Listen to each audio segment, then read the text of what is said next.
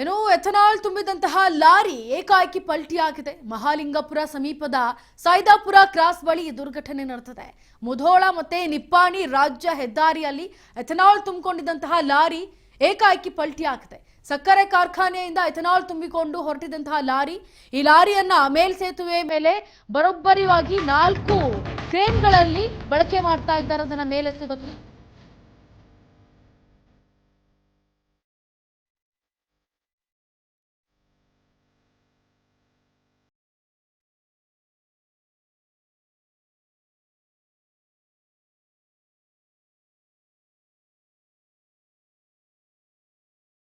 Ethanol ತುಂಬಿದಂತಹ lorry ಈಗ ಏಕಾಏಕಿ ಪಲ್ಟಿ ಆಗ್ಬಿಟ್ಟಿದೆ.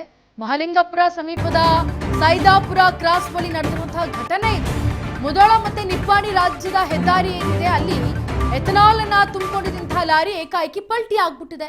ಸಕ್ಕರೆ ಕಾರ್ಖಾನೆಯಿಂದ ಎಥನಾಲ್ ತುಂಬಿಕೊಂಡು ಹೊರಟಿದಂತಹ ಲಾರಿ ಈಗ ಏನು ಈ ಮುಧೋಳ ಮತ್ತೆ ನಿಪ್ಪಾಣಿ ರಾಜ್ಯದ ಹೆದ್ದಾರಿ ರಸ್ತೆ ಇದೆ, ಆ ರಸ್ತೆಯಲ್ಲಿ ಈಗ ಅದು ಪಲ್ಟಿ ಆಗ್ಬಿಟ್ಟಿದೆ.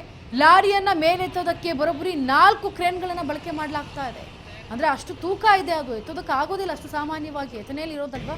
ಹಾಗಾಗಿ ಸ್ಥಳಕ್ಕೆ ಅಗ್ನಿಶಾಮಕ ಸಿಬ್ಬಂದಿಯವರು ಕೂಡ ತಕ್ಷಣಕ್ಕೆ ಆಗಮಿಸಿದ್ದಾರೆ. ಬಿಕಾಸ್ ಯಾವ ಒಂದು ಸಮಯದಲ್ಲಿ ಕ್ರೇನ್ಗಳಲ್ಲಿ ಎತ್ತೋವಾಗ ಯಾವುದೇ ಘರ್ಷಣೆ ಆಗದೆ ಬೆಂಕಿ ಅವಘಡ ಏನಾದ್ರು ಸಂಭವಿಸ್ಬಿಟ್ರೆ, ಅಕಸ್ಮಾತ್ ಅಹಿತಕರ ಘಟನೆ ಏನಾದ್ರು ನಡೆದು ಬಿಟ್ರೆ ಅದನ್ನ ಮೊದಲೇ ಜವಾಬ್ದಾರಿಯುತವಾಗಿ ನಿಭಾಯಿಸಬೇಕು ಅಂತ ಅಗ್ನಿಶಾಮಕ ಸಿಬ್ಬಂದಿಯವರು ಕೂಡ ಅಲ್ಲಿ ಹಾಜರಾಗಿದ್ರು. ತಕ್ಷಣ ಸ್ಥಳಕ್ಕೆ ಆಗಮಿಸಿದ್ದಾರೆ. ಯಾಕಂದ್ರೆ ಮುಂಜಾಗ್ರತೆ ಕ್ರಮಗಳನ್ನ ವಹಿಸ್ಕೊಳ್ಬೇಕಾಗುತ್ತೆ. ಎಲ್ಲ ಆದ್ಮೇಲೆ ಅಗ್ನಿಶಾಮಕ ದಳದವರು ಬಂದ್ರು ಅನ್ನೋ ಆರೋಪ ಕೇಳಬಾರ್ದು ಅನ್ನೋ ಉದ್ದೇಶಕ್ಕೆ ಈಗ ಅಗ್ನಿಶಾಮಕ ದಳದವರು ಸ್ಥಳಕ್ಕೆ ಎಂಟ್ರಿ ಕೊಟ್ಟಿದ್ದಾರೆ.